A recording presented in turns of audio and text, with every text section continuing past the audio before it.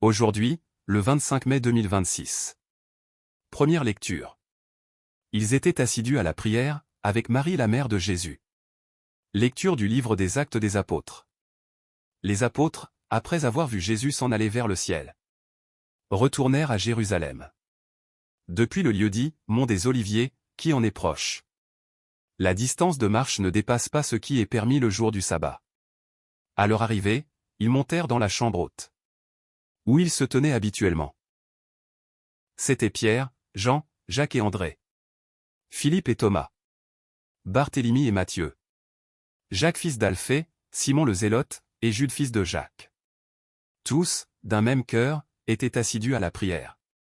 Avec des femmes, avec Marie la mère de Jésus, et avec ses frères. Parole du Seigneur. Nous rendons grâce à Dieu. Psaume.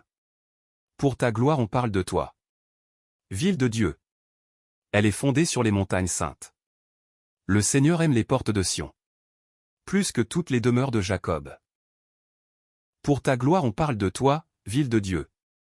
Mais on appelle Sion, ma mère. Car en elle, tout homme est né. C'est lui, le Très-Haut, qui la maintient.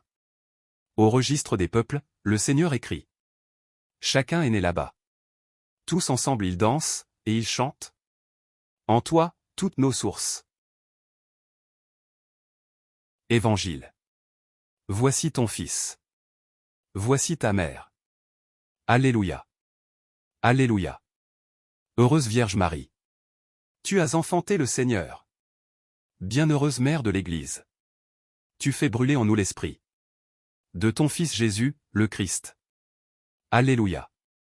Évangile de Jésus-Christ selon saint Jean. En ce temps-là, près de la croix de Jésus se tenait sa mère. Et la sœur de sa mère, Marie, femme de Cléophas. Et Marie-Madeleine. Jésus, voyant sa mère, et près d'elle le disciple qu'il aimait, dit à sa mère. Femme, voici ton fils. Puis il dit au disciple. Voici ta mère.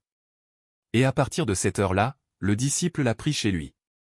Après cela, sachant que tout, désormais, était achevé, pour que l'écriture s'accomplisse jusqu'au bout, Jésus dit.